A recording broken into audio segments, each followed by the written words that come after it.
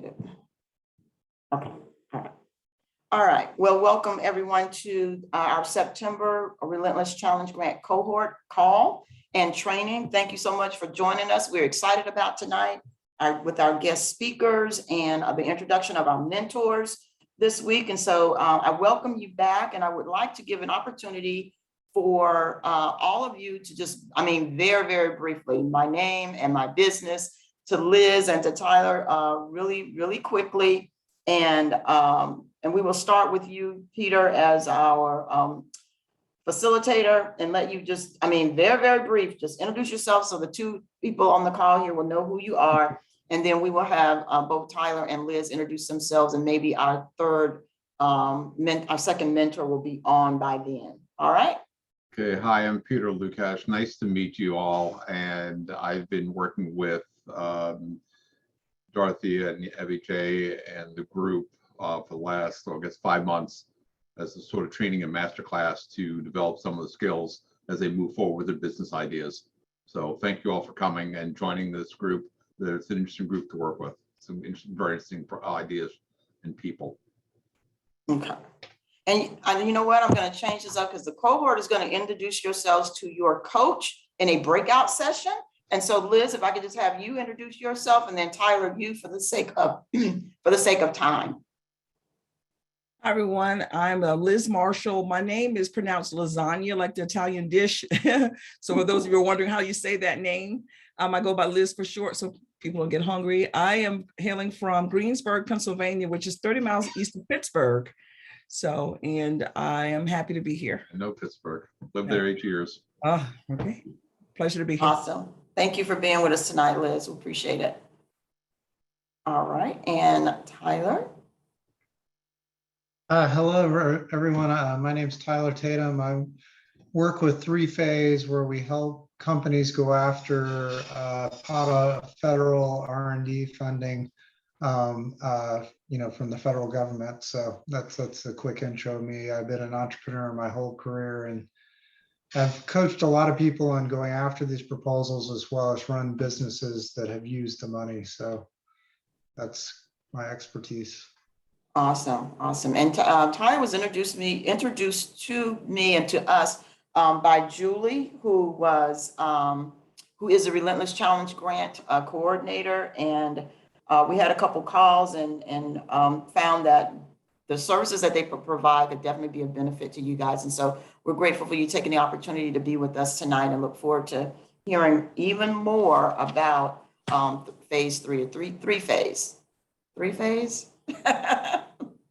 All right. So looking forward to that. And so next, what we'll go into is, because of time, we're going to have Peter jump right into his presentation and give us about 20 minutes. And so we have question and answer starting at about 7:26, so that we can then move on to Tyler will be our next presentation. And this is just everybody going to be a brief review of your financials. Hopefully you got a chance to look at and watch the video that was sent out to you about a week ago. Right. Okay, just they can't see my screen. We can. Good. Excellent. Okay, I want to give you some basic background as far as the hard part is building the financial projections when you get to a business plan. The big question of all this, of course, is do you have a product which the market will buy, and do you have a team capable of execution? So the financial projections tells the story of how these ideas, how the team can begin to translate your idea into something which will be a viable product, be it an investor, be it friends, family, or it's often referred to as friends, families, and fools, who will invest in your company and develop the capital in order to make things happen. So in developing a financial projection, you're looking toward the future. And of course, we can't actually see the future. We can kind of peek under the corner. We have clues. We have information coming at us in all ways. And this we use to kind of construct what this projection is going to look like. As a rule of thumb, so to speak, looking about 2 years worth of projections. The key thing which anyone looking at your plan will be interested in then will be, of course, the assumptions behind it. How did you come up with this number? Where does it come from? So they may, if someone's looking to invest, they may they're going to make their own calculation. They may discount your projection, say, oh, no, you're not going to sell $5 million. You might sell 2 million, be able to sell $2 million and $2 million in revenue. That's okay. They're making the investment, so they're going to make their calculations, but they're basing it off what you tell them. So you're giving them the good picture of where things happen. What a financial projection looks at, what a budget talks about, and Dorothea talked about budgets a lot in her video guidance, is looking at how you allocate your resources to the organization. You have these financial resources, where are you going to put your money? What is it? Where is it going to go for people? Where is it going to go in investing in facilities, whether you have to rent space, whether you have to rent equipment or buy equipment? And what about raw materials and so on? And I'm looking forward to all this also. There are very commonly, there are seasonal changes in a business. If you're in retail, the fourth quarter of the year is your busy time. So you're spending money over the summer going into the fall to build up an inventory to get to the fall, when you should have now be cash positive if people come to your stores and buy stuff for the holidays. There are three basic financial statements which you'll be working on in a plan. Just let me touch on this for the moment here. One is the income statement. It's what we could sometimes refer to as a profit and loss statement or a P&L. Essentially what that shows is the revenue which came in, the expenses which went out, and what was the net, what was left, which is the operating profit. To actually get to your true bottom line, there's some other items which also entail cash as well. So we're not going into the details in all this now, but the point is that you've got revenue coming in, less expenses, and you then have your net operating costs, the operations of the business. And then there's some other deductions which happen, interest on loans, taxes would need to be paid, and so on. Get to your actual bottom line, how much cash you have at the end of the year with all that. Second item is a balance sheet. Balance sheet shows a comparison between the balance between the left side, which is your assets. Might be you paid rent for the next 3 months, that's considered an asset. It might be equipment you own. It might be, is there a value to any copyright or patents you own, and so on. On the right side is the liabilities. Who do you owe money to? Well, I have a 2-year lease on my space, so that's a liability, for example. Or I have payroll coming up in a week. That's a liability. I haven't paid the people yet, but I owe them the money. Whether or not I don't pay them until next week, I owe them the money. And there might be taxes, there might be other things. And the difference between the assets, I should go the reverse, difference between the assets and the liabilities is what's called owner's equity, the value of the business. The third item is, in some ways, the most important one, is the cash flow statement. You can actually be in a situation where your business is profitable, but you don't have cash. Because without going into all the accounting details, you sell an item, somebody gives you a credit card, or somebody extend them credit. They're going to pay you in 30 days. So you deliver the product, you've already paid for the product. So you've spent that cash for the product. You've given them, made delivery. So you're going to record that as a sale, but they haven't paid you yet. You haven't gotten the cash. So there's this balance, could have these imbalances of cash. So cash is the other thing you're watching through it all. And again, here's the same thing. You may have seasonal adjustments through cash. For the purpose of projections, the income statement will be the most important one, most likely to be looked at. Okay, so where do you get all this information? Several ways. One is you do searches.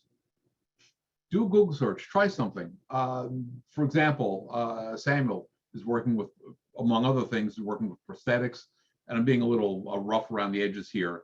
So might do a search. What is the percentage of people with diabetes who have a prosthetic? See what happens. See what comes back. You're looking for information at this point. You don't know, if you don't know exactly what you're looking for, you kind of know what the subject matter, but you don't know who's going to have, what website might have information. You might know the trade association and so on. put stuff out there and scroll. Just go through page 1, page 2, page 3. Keep going down. And then you try different search terms. Other thing to do when you're doing this, keep a log of the different search terms you're using, okay? And see what comes back. And sometimes you'll get a great information right off the top, some great data right off the top. Sometimes not so hot, you have to modify it. It's a matter of hunting and just being patient and see what happens. Trade associations are an extraordinarily good example. There is a trade association probably for every kind of business we have out there, every kind of industry. Getting to their source information, and very often one of the things they offer is education programs for their members, as well as collecting data. Now, getting at this information kind of depends. A lot of times you have to be a member of the association, but not necessarily. It may be the case, even if you ask them for certain information, if you contacted the organization directly, they might even share it with you. That'd be fantastic. You can ask, be nice, it's what's going to happen. They'll say no. Chamber of Commerce, local, state, has often different kinds of information. We talked about 1 million cups a number of times. A lot of this, which I'll get to in a moment, is getting to know people. People have pieces of information or know somebody who knows somebody. Just the different organizations which you're involved in or could be involved in a community. A lot of this is your personal. Who do you know and who you can get to know? Your own network. You know a lot of people. You started making a list of people you can go to. Could be classmates, could be from the community, could be from church, could be from PTA or your neighborhood association, and so on. Who do you know? What do they do? As you talk about your idea a little bit, what you're working on, things come out sometimes. Go through your LinkedIn and Facebook lists. Facebook has a lot, as good and bad, also has a lot of business activity on it. So you can do searches there and see what kind of businesses are on Facebook which relate to you. See what comes up. See what they have. See what they can tell you. LinkedIn, same thing. You may have contacts or you have first degree, second degree, and third degree contacts. You may find there's second degree contacts more than you realize who might be people you can contact. Try to connect with and say, hey, I'm working on such and such an idea. And I was hoping I can connect and get 5 minutes. Hopefully you can connect. After they connect, nicely ask if you can get 5 minutes of the time. You're looking for this, this, and this, something very specific. A lot of times people will be happy to do that. Or people you're first degree connection with, you ask them to make an introduction. You're working on such and such a project. You'd like to be able to speak to the person. A lot of times people are very happy to do that. You're being very upfront. You're not trying to push and sell something right away. You're asking for their help, and this is why. And a lot of the other piece of this is looking for and thinking about, okay, who are the competitors for this? I'm developing this product. I'm going to help this kind of person looking for prosthetic devices. Okay, well, who sells prosthetic devices? Who sells it? Okay, maybe not here, but maybe up in Charlotte, maybe up in Greenville, up in down in Charleston, somewhere close by. Go on their website. Go on these companies' websites. Are there interest organizations, nonprofits who are interested, like the American Diabetes Association might be one, might have something, may not have something. It's some of it's you're doing the research and some of it's slogging work, and you see what comes up. And a lot of times you'll hit pay dirt. You find some interesting information and lead to go on to something else. Look whether your competitors or people who might be competing with you who are addressing the similar kind of consumer problem, where are they working? Where are they marketing their goods and services? So how are they competing? Is it on price? Is it on service? What are they doing out there? Ideally, you can try to find an open area where no one's really working or there isn't much competition. That isn't always possible, but you'll want to understand what's going on. So in gathering information, a lot of this comes down to talking to people. You cannot develop and will not develop a business without talking to people on some level, starting with people in your industry. You might be in an industry which has trade shows. It might be possible to go, and very often the cost of attendance can be free if you're a buyer. Be honest. of who you are and what you're doing. It may also be very low cost. Many years ago, I had this crazy idea of making greeting cards. I can tell you how long ago it was. And there was a trade show. I was living outside of New York City where I grew up, and it was in Manhattan. And I wrote to the organization and asked to get their tickets for free to this big trade show. It was a big trade show. And I went to different vendors. I told them what I was doing. So they were getting ready to sell, gearing up for the holiday, the Christmas season.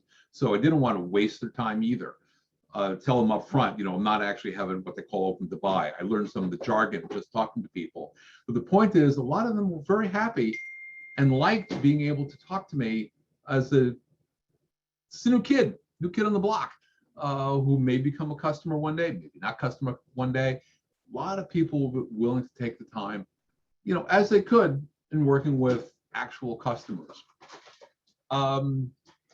Again, back in the searches, I talked about using the keywords, looking at the problem which is addressed, looking at who are the potential buyers, competitors for trade show and events. We've talked about trade associations, often are a rich source.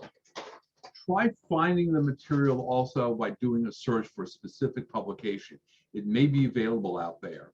Or if you happen to know someone who's in a similar industry, they may have access to it.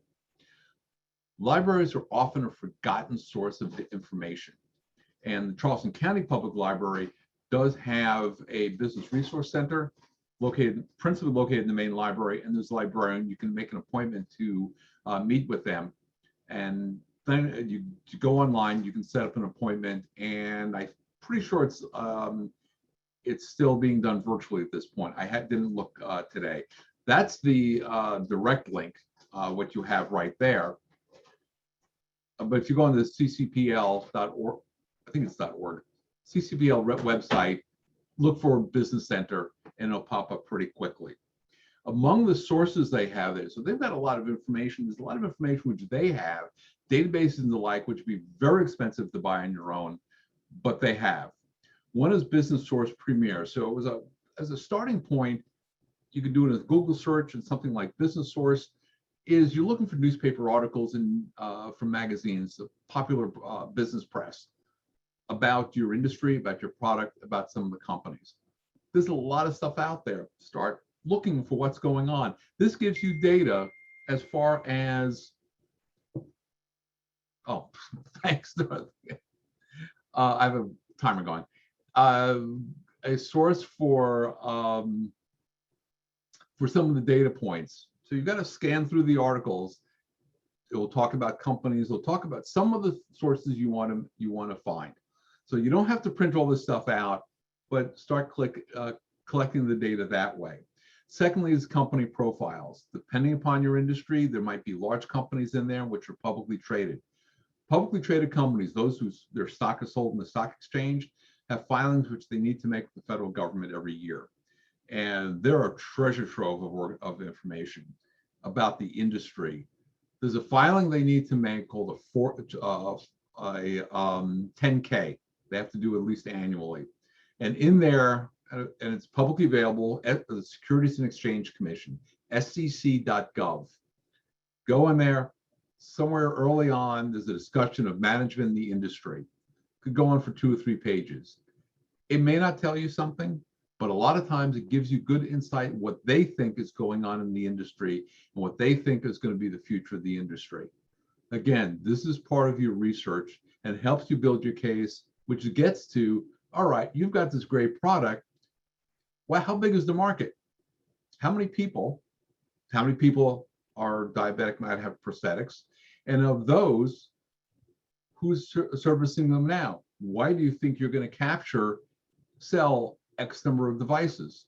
Well, because within this market area, we estimate, I estimate this is going to be the number of people within 1 million people in the area I'm serving. And based upon the percentage of the population, 0.01% or 0.001%, this is a rough number. Multiply what I'm going to be selling it by. That's how you get to, that might be your revenue for a year. this is a rough number. And as you look at it, you'll see, is this a realistic number? Can I do those many sales? Somebody you're going to share your business plan with is going to look at it and they'll see a footnote showing, well, this is how I got to this number. And they may disagree with it and say, I'm gonna say, oh, you can sell more, or say, no, you're not gonna sell that many. All of that's okay. The point of this whole discussion is getting back to researching your industry, researching the areas of who might be your buyers, how are you going to serve them, who your competitors might be. Somebody is solving let me revise that. Somebody is serving the people, the consumers out there, the businesses and individuals. What are they doing? Why are you offering something which can offer something better to the marketplace, something which will attract people to you? A couple of rough numbers to be aware of. Question always comes up: how do you project payroll? Well, typically we talk about the 40-hour week. Well, people typically only get paid for 37 and a half hours a week. They have a half hour for lunch. If you're planning to give an hour for lunch, unpaid hour for lunch, 35 hours a week. In a year, including work, any days for people get paid, vacation days, work days, holiday sick, 2,040 hours. Now, maybe a little bit more than that, a little less than that. 2,040 hours is the number to remember. So you're projecting payroll. On top of that, you have to add 7.652, I think I have the right number, percent, 7.652% for, as an employer, you're paying towards Social Security, FICA, and Medicare. There might be a couple of other small items. You added 10% to the base payroll. That's going to cover those kinds of things.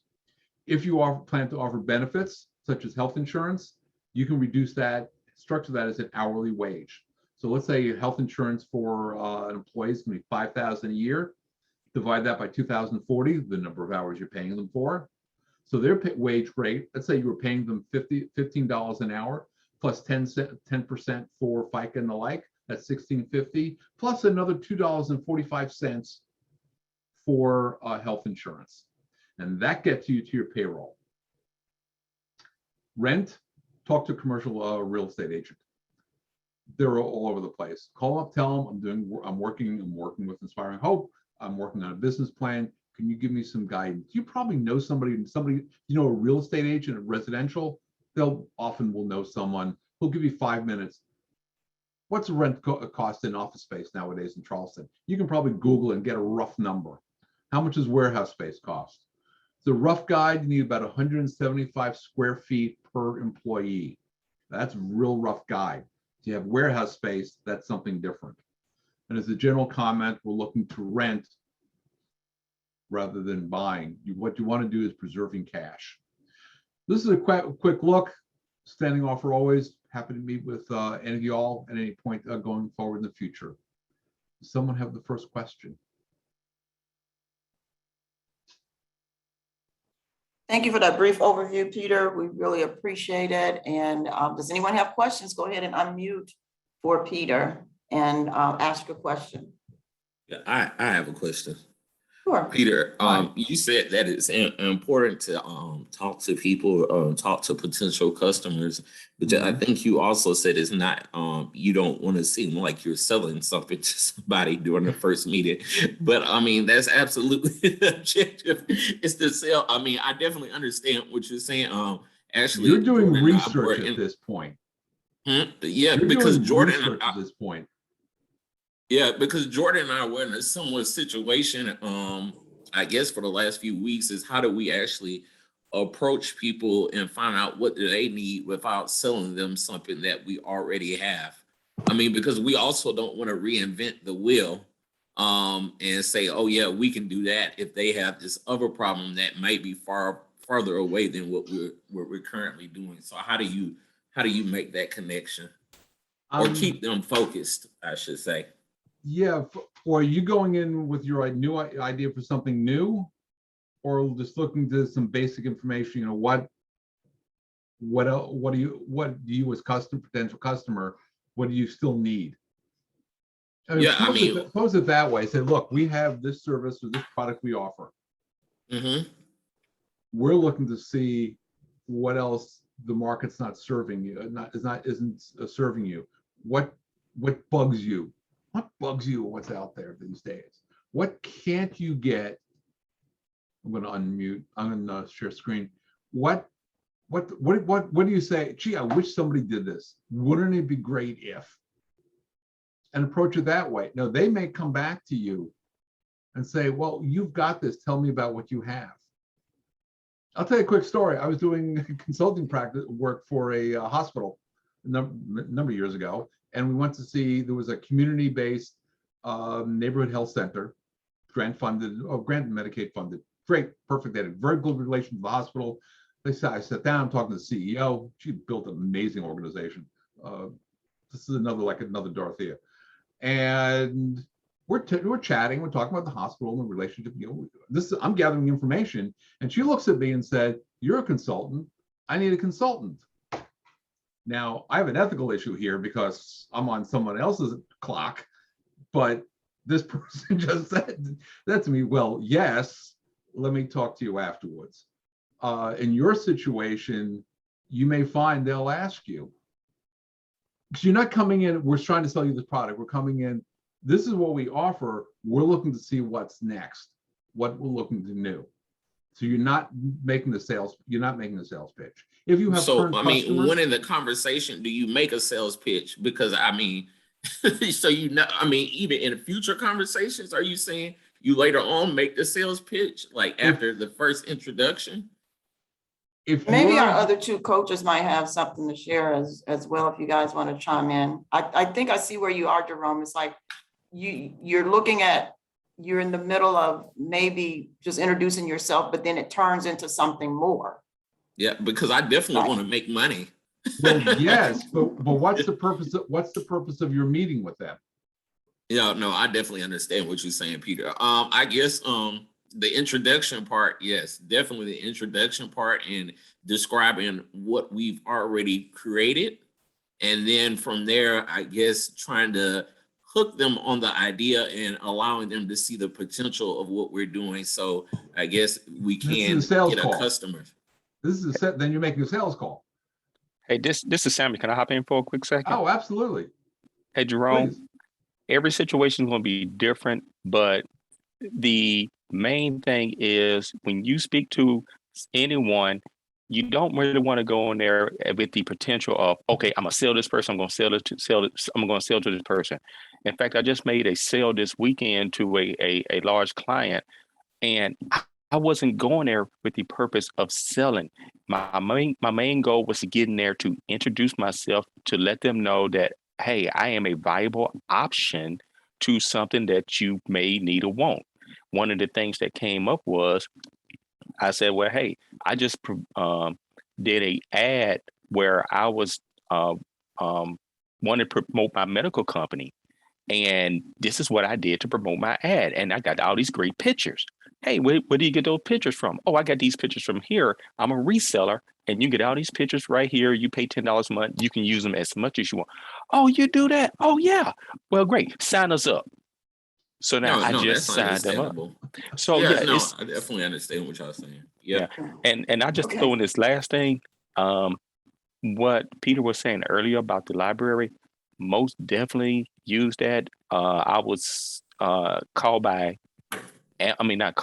by Amber to hop on a quick webinar.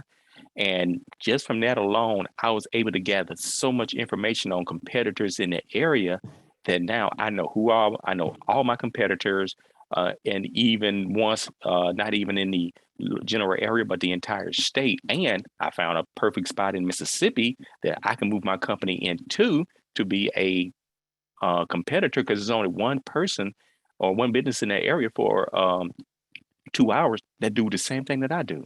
But I do something different along with it. So I add a added value to those potential clients. And Jerome, you Awesome. have Okay. access to a lot of within the Clemson library system for one thing. And if you want to hop on a call the next couple of days, be happy to just chat with you. No, that Well, definitely. thank you. Oh, This okay, is I Kelly. see Kelly wanted to chime in. Just very briefly, and hopefully I'm answering part of your question. One of the things that you really have to make sure is that you have your elevator pitch always wrapped up and ready to go, and be focused, because sometimes your first impression or your first conversation will either make it or break it, right?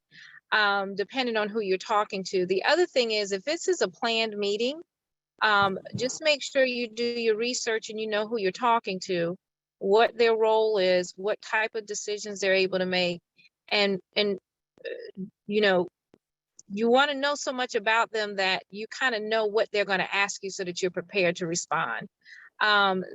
Because when I was listening to some of your presentations last month, one of the things that I noticed is that some of you were not as exact or as precise in explaining what you do. And if you can't get that pitch out very quickly and succinctly, you may lose them. So just make sure you can articulate that very quickly, very easily, and in a very simple way. Just make sure that, because you never know when that opportunity is going to be in front of you. So you've always got to be prepared. Awesome. Well, thank you. Thank you, guys. Thank you, Jerome, for that question, and everyone for chiming in. We want to move on right now. Let Tyler make his presentation. And I will tell you, Tyler, you are aware of this group, the Relentless Challenge Group, as a result of receiving the grant from the Department of Commerce. This is an awesome group of individuals who are minority, high growth, high scaling potential companies that are going through some business education training. And our ultimate goal is to help them develop those pitches and have access to funding as we go along as well. And so we are definitely glad to have you tonight, and I'll allow you to explain 3-phase and how it was birthed out of the SCRA here and the good work that you guys are doing in the community. So I'll turn it over to you for your presentation. You're muted.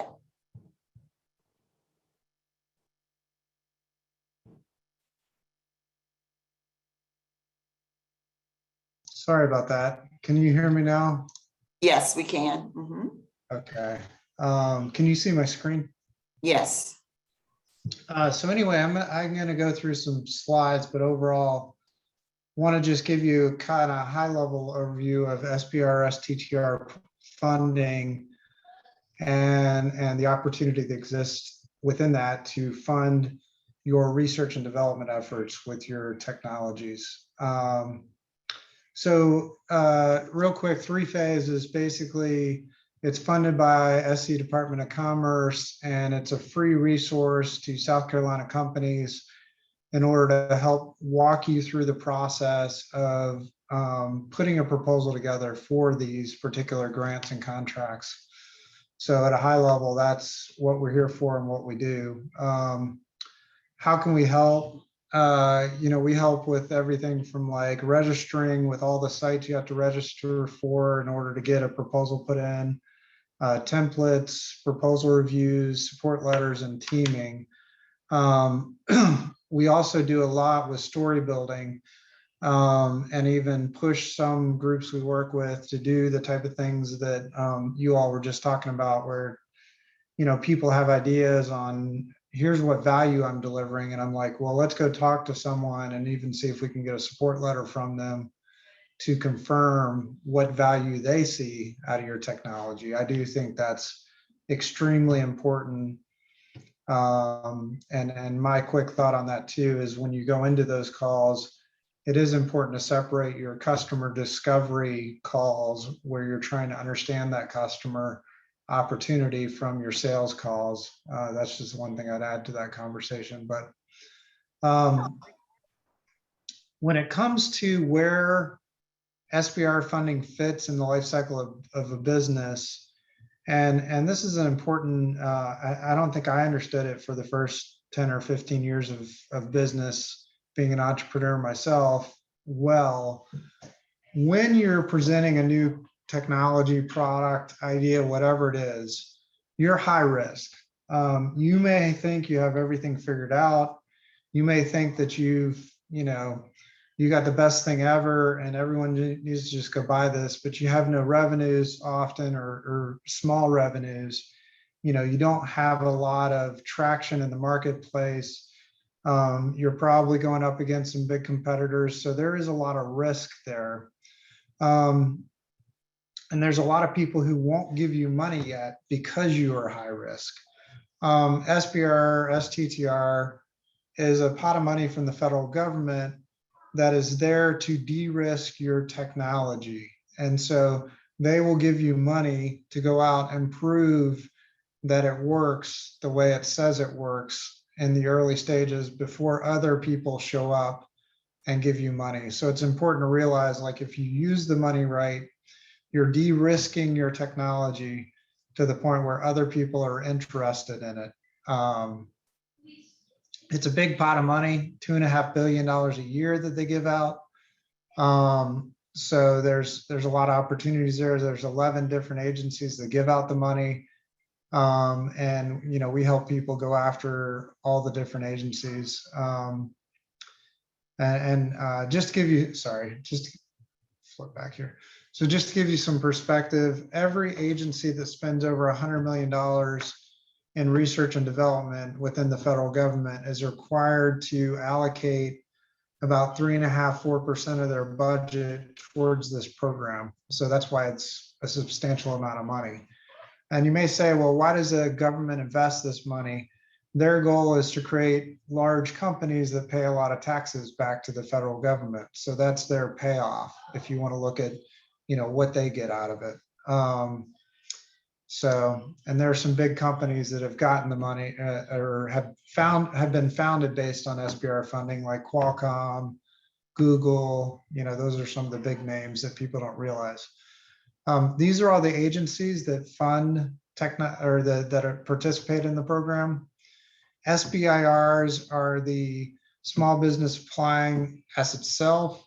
STTRs are the small business partnering with a research institution, either a university or even a federal lab. And there are certain requirements around how that partnership happens within the context of doing the research. But both the small business is still applying, but the research partner has to do a certain percentage of the work. Certain agencies only do SBIRs. Those are the ones on the right. Some agencies do SBRs and STTRs. And I'll get into some advantages there, but the ones with a little asterisk do medical technologies. Some people might be interested in that, but they all have different goals and why they're doing that. Like, for example, Department of Agriculture is a unique one. They have a whole part of their solicitation focused on rural communities, because in those communities, those are very underserved from a technology point of view, and that's where most of agriculture happens. So that's why that one is starred. So what do you give up to get this money? You don't give up equity. That's the advantage. What you do give up is the pain and suffering of dealing with the government and all the layers that are involved with getting a proposal together. It's not easy. I saw Kelly's on the call. She worked with us on a proposal just recently, and it can be quite painful. But at the end of the day, what they're doing is they're giving you money to do what you said you were going to do in that proposal, and they expect you to follow what you outlined in terms of what you're going to do. And again, their goal is to propagate your technology to the point where you pay taxes back to the government. So the STTR pot of money is smaller, but there are a lot of situations where partnering with the university, especially if you have to get some heavy lifting done on your engineering, or even like animal studies for certain medical related technologies, those can be expensive, and there are cases where you're not going to have the facilities as a small business. So you are in doing an STTR, you can partner with that university and give a lot more of the money to them than you can under an SBIR. With an SBIR, you're limited to a third of the grant that you can subaward to other people. The other advantage here is that some agencies are very picky about, the credentials of the people involved. With an STTR, the principal investigator or the main the head of the research can actually stay with the university. They do not have to be part of the small business. With an SBIR, the PI or principal investigator has to be 51% employed by the small business, and sometimes that can be a complicating factor. Again, you're dealing with government objectives. It's important to realize that, because it's not like a commercial sale where you go in and it's like, give me your money and I'll hand off a product. There's a lot of regulation and requirements you have to follow. You have to manage your money a certain way when you have the funding, and it's just important to realize that that's probably the biggest pain point of getting the funding. Award sizes, so they vary between, phase one can be anywhere from about 100K on up to some agencies like National Institute of Health go as high as 400K on a phase one or even higher. But most of the agencies are between, I'd say around about 200K, 250 these days. Phase one is focused on feasibility. So the goal is to show that it's feasible to do what you say you want to do with the technology. I like to flip that around and basically say good phase one research questions are questions that if the answer is no, you can pack up and go home. It's kind of like a negative way to think of it, but it might, in thinking of it that way, it might force you to come up with some good objectives to go after in phase one. If it's going to require that you get to a certain size of your product, which is very small, can you take a risk in phase one on trying to figure out how you're going to shrink it down? If you have to meet certain requirements from the customer that are kind of stringent, and that goes back to that customer discovery, understanding that customer. If your technology has to meet some pretty sticky requirements, maybe phase one is where you get the money to prove that you can meet those requirements. And you may not build a full product in phase one, but you build enough to show that you can meet those requirements. Phase two is where you do more product development. So it's a lot bigger pot of money. Again, it varies between 600K on up to 2 million in some cases. But they're giving you a bigger pot of money so you can actually build like a minimum viable product and test it ideally. Although in some cases, like medical technologies, you may not even quite get that far, but in some cases like, digital technologies, phase two may get you, cash flow positive. Phase three is the government's opportunity to count anything that you get outside of the phase one and phase two as their success. It does not exist. So when people talk about phase three, although we call our program 3-phase, because the goal is to get to, quote unquote phase three where you're making money for somewhere else. There is no SBIR phase three. There are opportunities with Department of Defense or NASA or some other government entities where they will put their own money outside of the SBIR program into you if you're successful with phase one and phase two, and they will call it a phase three, but it's not SBIR money. So that's just, something to realize. One other quick thing on that, just flipping back, there are programs that are called phase 2.5, and they're usually like there. So if you get to the phase two and you need a little bit more R&D to make that next step, that there are pots of money available there called phase 2.5. So you can take advantage of those. Some of those require matching funds, so you have to go out and get investors to put money in. to combine it with the SBR money that they're going to give you. Some do not, but just so you know, that program exists. I think we covered most of this, except for, contractually, the small business has to do at least 40% of the effort in an STTR, and the university has to do at least 30%. So that's just something to keep in mind in terms of the split of work. With an SBIR, I don't think I have a slide on this, you can only subaward up to 1/3 of the grant, and you can subaward it to anyone you want. Small business, large business, university, they don't care. But the small business has to do at least 2/3 of the work. There's really only one agency that does what's called a fast track, and that's where you apply for phase 1 and phase 2 at the same time. And that agency is National Institute of Health. The key is that you really got to have your science in order and your commercial path figured out pretty solidly to go after a fast track, because you're basically asking them to authorize the phase 1 and phase 2 at the same time. If you think you're a candidate, just let me know and we can talk through that. And then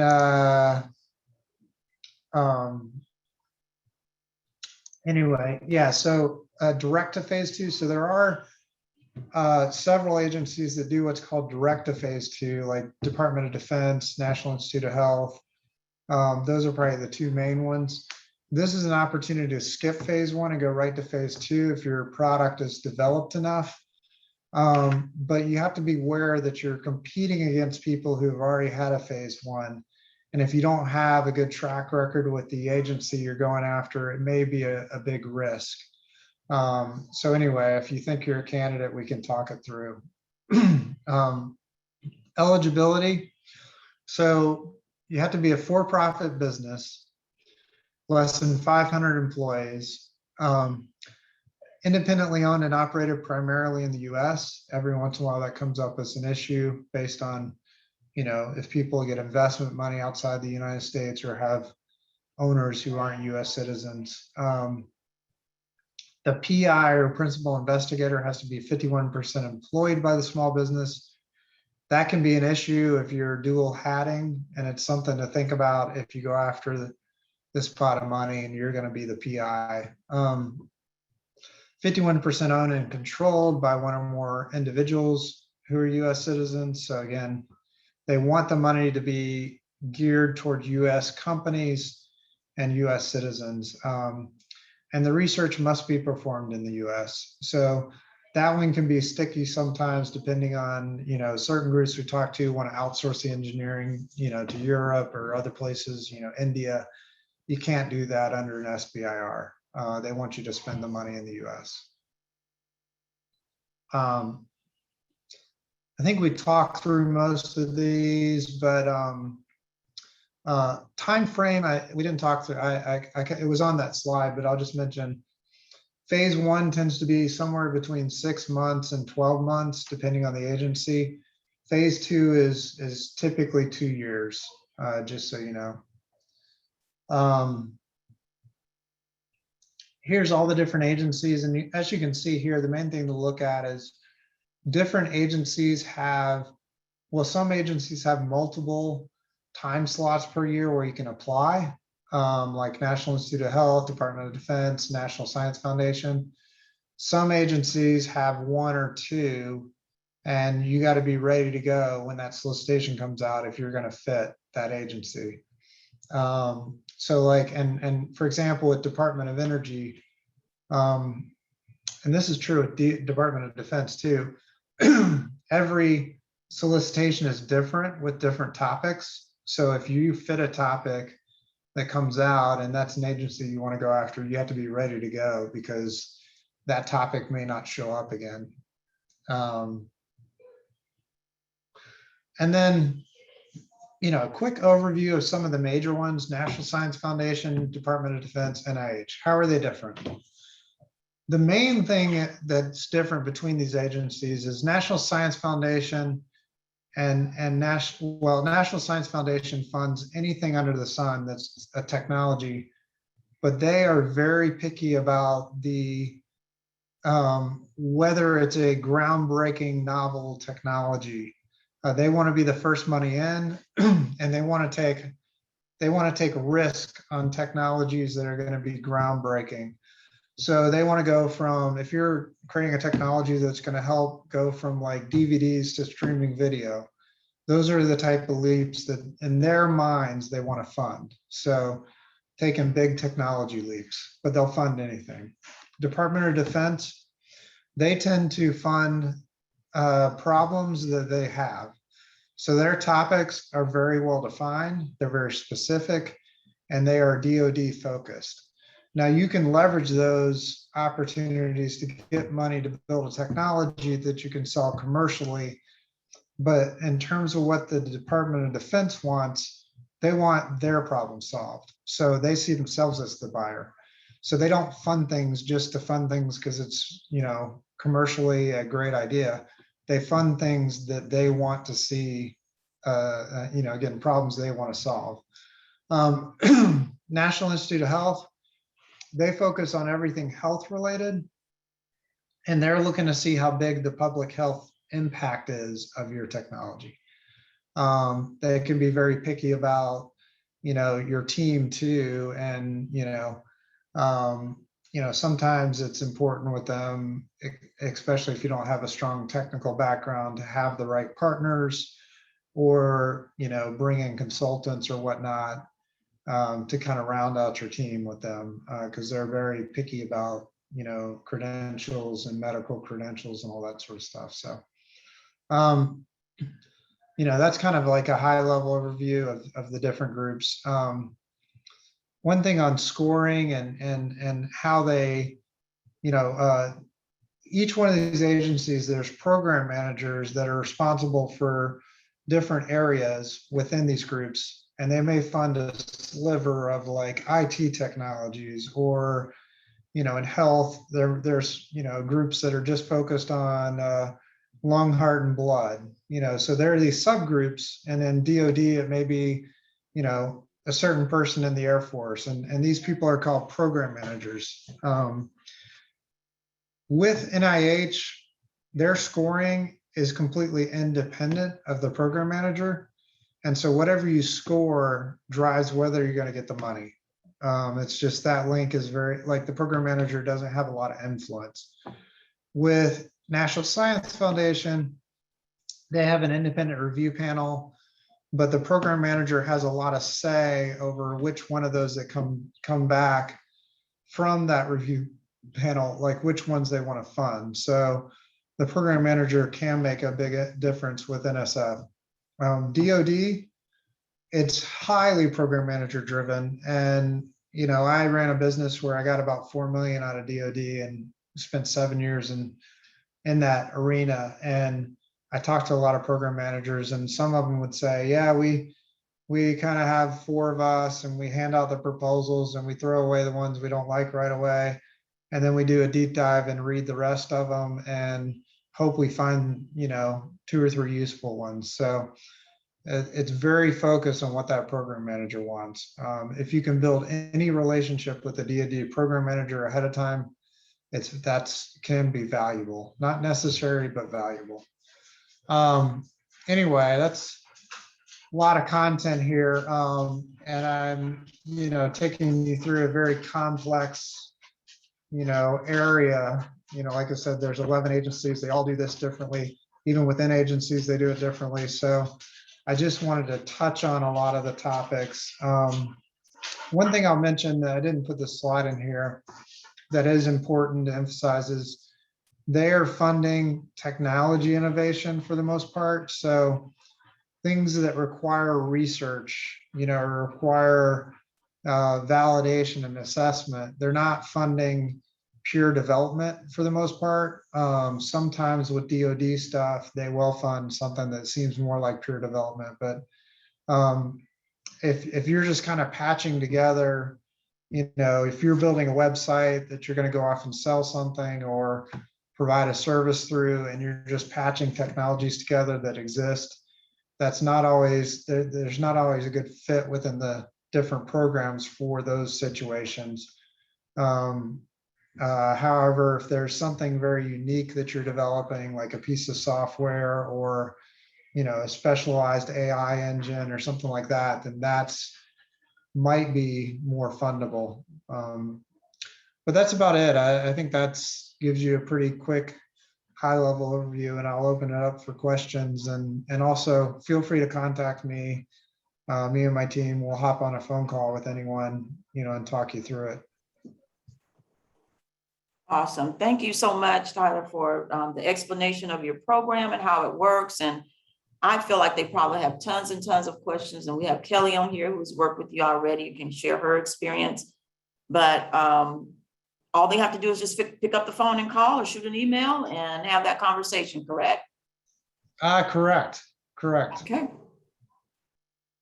All right, guys, it's an awesome opportunity. So we'll open up the lines now for any questions. I just, I'm going to just speak to my experience with them. And as far as, and hey, Tyler. Hey, how you doing, Kelly? And I saw him on there. I was like, oh my gosh. But listen, you guys, this was a phenomenal experience. And as I said in our last call, I applied to NSF and I actually hired somebody to help me write my proposal. And the difference between working with that individual or independent contractor and Kyle and Tyler was night and day. I mean, they walked me through it. They held my hand. We had multiple Zoom calls. I mean, I felt so supported. I felt like I had an entire team behind me. It is a daunting task to file for these grants. You really don't know until you're actually in it. And I've done 2 of them so far. I don't think I could have gotten through NIH without their experience. So if you are even thinking about it or just wondering, just make the call them and let them walk you through this process, because it was absolutely amazing. No, Thank you for appreciate that. sharing. And our goal really is to be there to help you, and the goal as well is to cut down. We've learned all the lessons there is to learn, and getting through this as quickly as you can. It's still a painful process, but yeah. And especially because South Carolina, has funded this program, and it's a free resource. We want to touch on as many of the groups out there in South Carolina that are going after it, because we think we can help improve your chances. So. Very good. Any other questions, anyone? Yes, the presentation will be made available. Yeah, absolutely. I'll send that to you, Dorothy, in an email. Okay, great. All right, guys, you're awful quiet tonight. Okay. Well, Tyler, thank you so much. If they don't have any more questions, I'm sure you will get some emails or phone calls later. And so we appreciate you being here with us tonight and sharing. And at this late hour, I know you've probably had a long day, but thank you so much. I appreciate the partnership and look forward to having some of these awesome individuals work with you, because they have some amazing products and services. So looking forward to you getting to know them better. No, that sounds great. I appreciate the opportunity. So thank you all. All right. Thank you. Okay, guys, at this time, you're welcome to stay with us, Tyler, but we understand you bowing out if you so desire. At this time now, we have the awesome opportunity of allowing you to be introduced to 2 new coaches. That is Miss Liz or Lasagna, and then Kelly that is on the line. We have set up breakout sessions for you to go into to be able to meet them, share who you are, have them introduce themselves a little bit more, as well as you share about yourself, your product or service. And I think we're going to have 20 minutes. And so be mindful of your other teammates needing opportunity to introduce themselves. And then also they're going to share with you what their schedules will be. If I'm not mistaken, Liz is going to have hours on Fridays, and Kelly is going to have hours on Monday to be available to you. So let's see. Evie set up the breakup rooms, but let's see. Okay.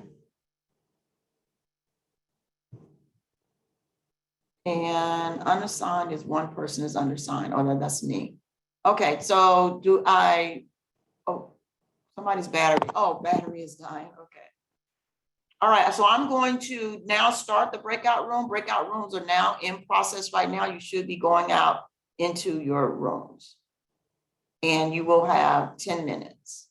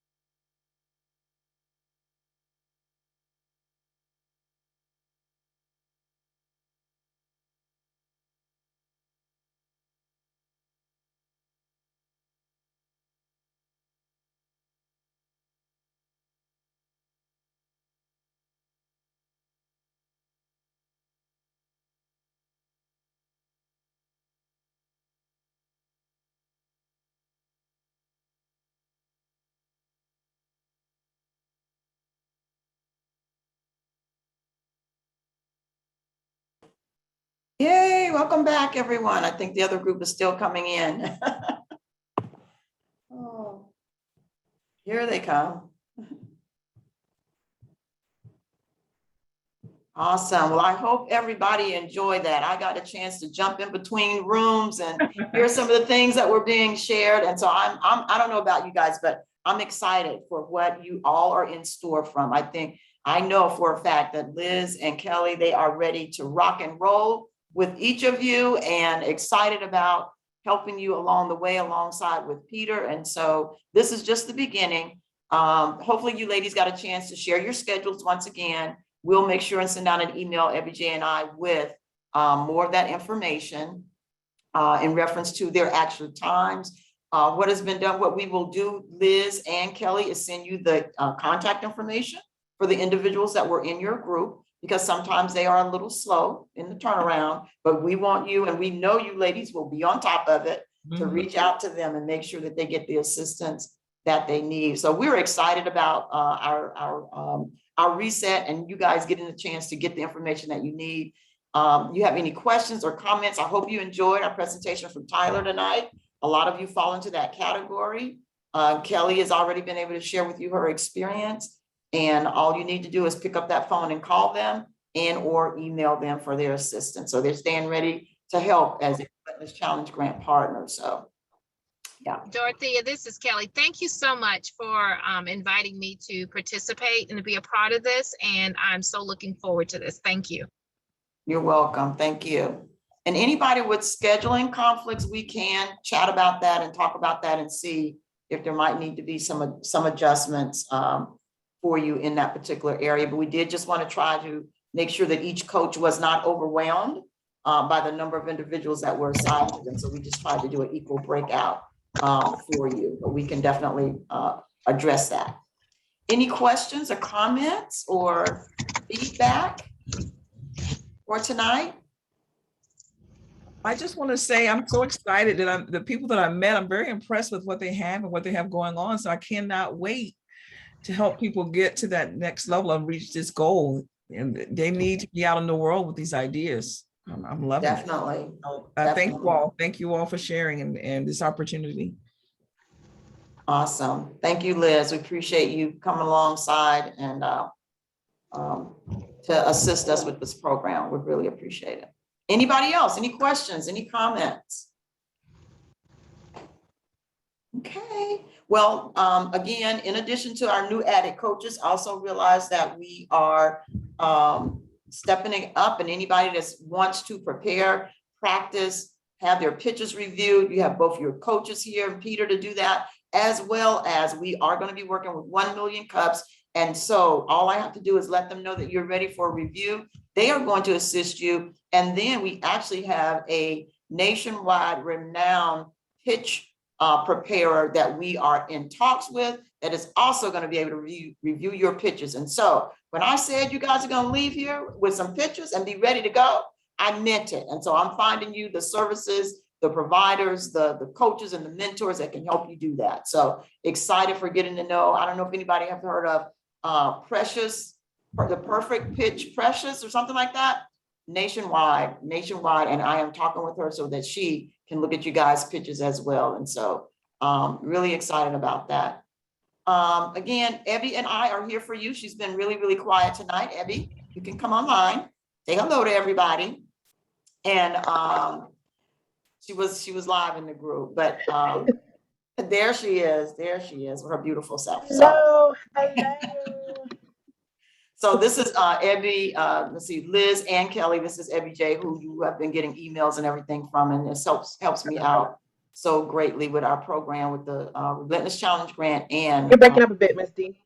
Oh, okay. She helps us with our Relentless Challenge Grant and everything that we have going on in the office as far as events.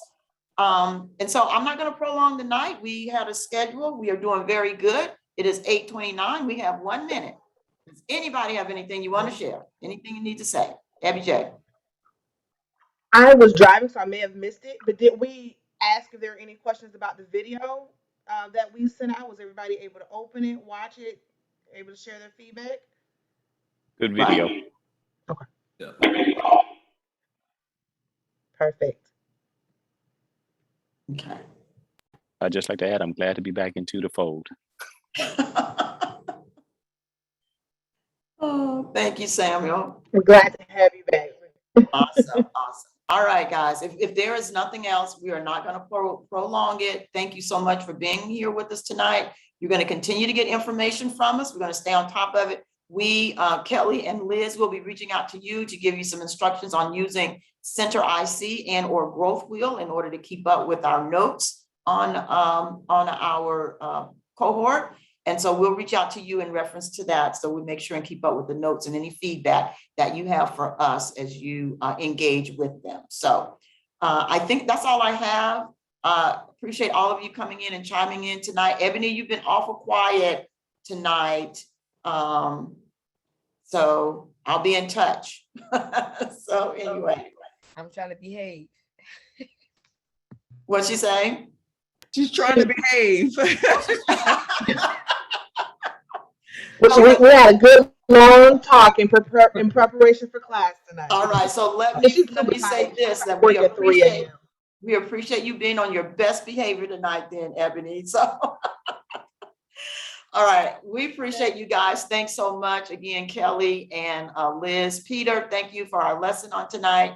The new subject and topic matter will be coming out. In the meantime, your requirement is to touch bases with your coach twice a month, okay? Twice a month. We're still at the beginning of the month, so you might be able to get in those two. The video will come out. Tyler has already sent his presentation in the email. We have it in hand, so you will be receiving that as well. Okay? So with that said, we're going to say good night to everyone, and thanks again for joining us, and we're excited. Hi, guys. Thank you so much, guys. This is wonderful. Good night. Good night. Thank you. All right, good night, everyone.